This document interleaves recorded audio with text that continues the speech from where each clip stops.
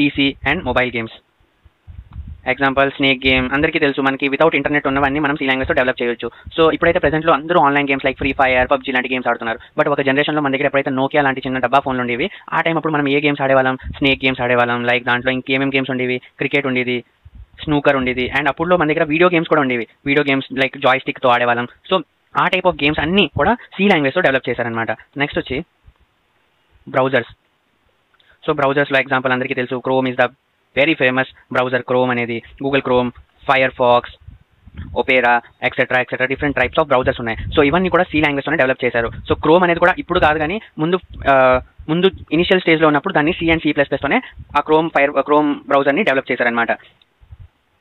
So browser అనేది web applications కదా, దాంట్లో ఇంటర్నెట్తోనే మనం బ్రౌజర్స్ అనేవి యూజ్ చేస్తాం. సో ఇది సి అనేది స్టాండ్ అలోన్ అప్లికేషన్కి యూజ్ అవుద్ది. సో సితో బ్రౌజర్స్ అనేవి ఎలా డెవలప్ చేస్తారు అనుకుంటే, బ్రౌజర్స్